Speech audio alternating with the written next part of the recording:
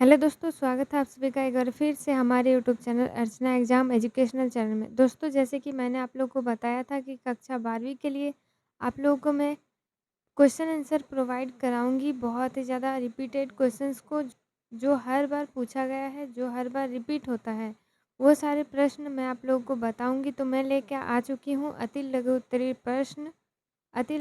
प्रश्नों को, जो आप लोग याद कर लीजिएगा तो आप लोगों के लिए एग्ज़ाम के लिए बहुत ज़्यादा अच्छा होगा। 2026 में जो आप लोग फाइनल एग्ज़ाम देंगे कक्षा 12वीं का, उसके लिए बहुत ही ज़्यादा इम्पोर्टेंट है। तो वीडियो को देखिए एंड तक बिना स्किप करते हुए और अपने दोस्तों, सहेलियों और भाइयों-बहनों के साथ वीडियो को शेयर कीजिए।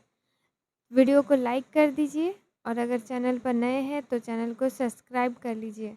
देखिए, वीवीआई इम्पोर्टेंट प्रश्न उत्तर है, ज्योग्राफी सब्जेक्ट है और टॉप 15 वायरल क्वेश्चंस है। तो सभी को देखिए बिना स्किप करते हुए। तो चलिए वीडियो को अब स्टार्ट करते हैं बिना टाइम वेस्ट करते हुए। सारे के सारे प्रश्नों को आप कॉपी में नोट कर लीजिए, उसके बाद याद कीजिए, ठीक है। ये सवाल रिपीट हुए हैं, वह सारे सवाल हैं।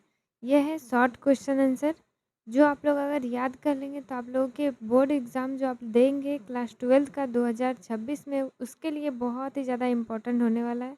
तो ये सारे अपना कॉपी में नोट कर लें, ये सारे के सारे प्रश्न उत्तर को और याद कर लें, ताकि आप लोग लिख सकें एग्ज़ाम में।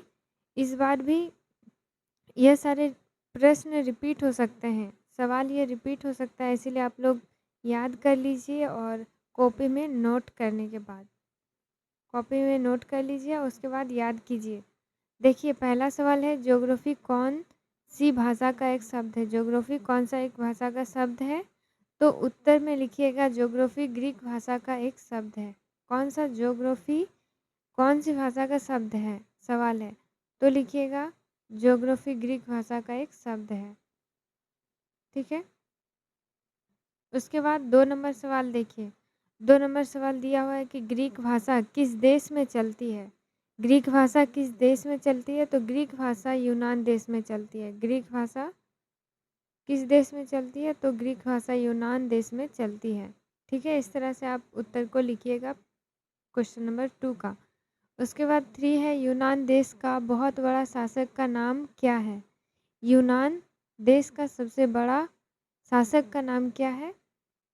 बहुत बड़ा शासक का नाम क्या है? तो उत्तर में लिखिएगा यूनान देश का बहुत बड़ा शासक का नाम अलेक्जेंडर द ग्रेट है। शॉर्ट क्वेश्चन को शॉर्ट है, यानी कि यह मत लिख दीजिएगा कि ग्रीक भाषा किस देश में चलती है, तो सीधा सीधे ऐसे मत लिखिएगा यूनान देश में चलती है, उस तरह से नहीं। ग्रीक भाषा यूनान देश में चलती है, उस तरह से अगर आप लिखिएगा तो आप लोगों का जितना मार्क्स का रहेगा क्वेश्चन उतना ही आप लोग को मिलेगा। इस तरह से लिखिएगा शॉर्ट क्वेश्चन रहने पर भी। देखिए, यूनान देश में बहुत बड़ा शासक का नाम क्या था? तो यूनान देश का बहुत बड़ा, ये जो सवाल यहाँ पर दिया वो उत्तर में इसी को उठा के यहाँ पर लिख देना है।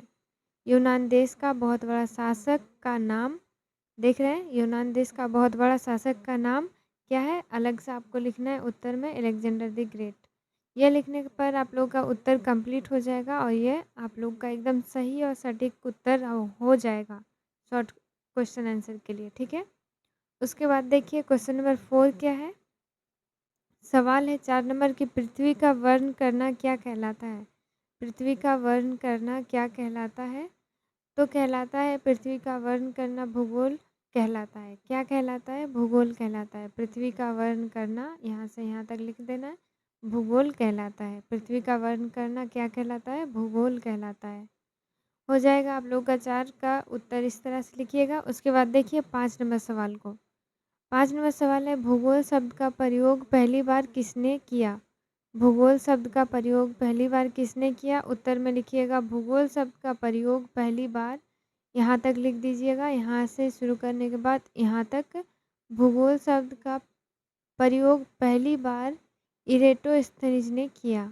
ये आपको लिख देना है अपने से उत्तर को। ऐसे आप लोग को याद तो करना पड़ेगा, पर उत्तर आप लोग इस तरह से लिखिएगा, तो आप लोग का जितना मार्क्स का रहेगा उतना मार्क्स आप लोग को मिलेगा, कहीं भी कटेगा नहीं और आप लोग को उतना का उतना मार्क्स मिलेगा। देखिए, भूगोल शब्द का प्रयोग पहली बार किसने किया? तो इरेटोस्थनीज ने किया, ठीक है। इस तरह से आप लोग का 5 नंबर का भी उत्तर आप लोग इसी तरह से लिखिएगा। उसके बाद देखिए 6 नंबर सवाल को। 6 नंबर सवाल है, भूगोल का पिता या फिर जनक किसे माना जाता है? भूगोल का पिता या फिर जनक, पिता कहें या फिर जनक, ये दोनों में से अगर कुछ भी लिखा हो तो वही मतलब होगा, ठीक है? भूगोल का पिता या जनक किसे माना जाता है? पिता या जनक किसे माना जाता है? यानी कि पिता और जनक ये दोनों सेम ही है, ठीक है? सेम ही शब्द अर्थ होता है पिता या जनक। जनक मतलब पिता, पिता मतलब जनक, ठीक है? भूगोल का पिता या जनक किसे माना जाता है? तो भूगोल का पिता या जनक इरेटोस्थनीज को माना जाता है, ठीक है?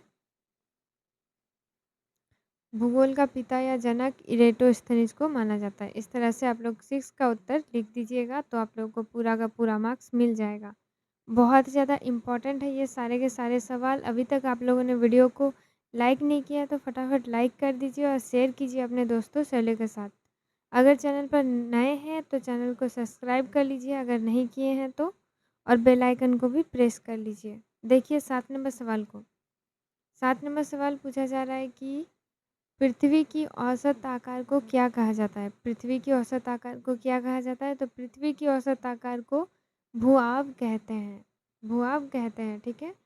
पृथ्वी की औसत आकार को क्या कहा जाता है? पृथ्वी की औसत आकार को भूआब कहते हैं, ठीक है? इस तरह से आप लोग का 7वां भी कंप्लीट हो जाएगा। उत्तर आप लोग इस तरह से लिखिएगा तो आप लोग का एकदम फुल का फुल मार्क्स मिलेगा। मैं हर बार कह रही हूँ सारा का सारा ये जितने भी वो अपना कॉपी में नोट कीजिए और याद कर लीजिए।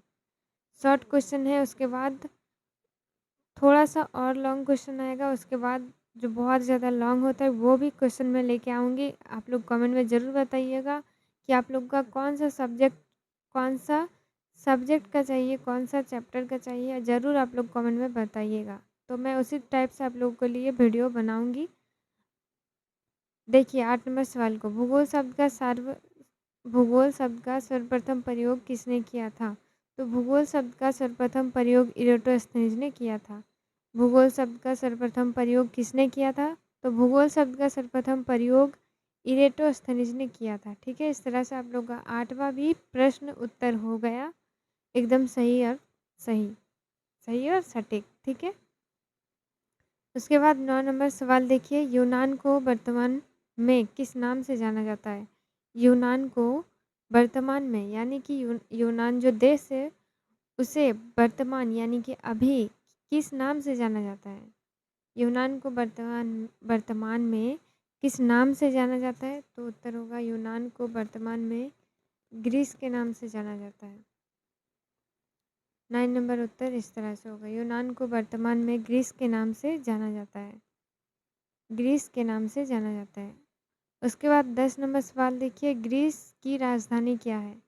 यानी कि ग्रीस की राजधानी क्या है पूछा जा रहा है। तो ग्रीस की राजधानी एथेंस है। क्या है? ग्रीस की राजधानी एथेंस है। उसके बाद 11 नंबर सवाल को देखिए, 2 मिनट, हाँ। 11 नंबर सवाल है, जियोग्राफी का अर्थ क्या है? जियोग्राफी का अर्थ क्या है? तो जियोग्राफी का अर्थ पृथ्वी का वर्णन करना से है, ठीक है? जियोग्राफी का अर्थ क्या है? पृथ्वी का वर्णन करना से है, ठीक है? उत्तर में इस तरह से आप लोग लिखिएगा। उसके बाद देखिए 12 नंबर सवाल है, हिकेटियस की पुस्तक का नाम क्या है? हिकेटियस की पुस्तक का नाम क्या है? तो हिकेटियस की पुस्तक का नाम जस पीरिडियस है। जस पीरिडियस है, ठीक है? ये उत्तर में लिखिएगा। उसके बाद देखिए 13 नंबर सवाल, 13 नंबर सवाल क्या है? भूगोल किसे कहते हैं?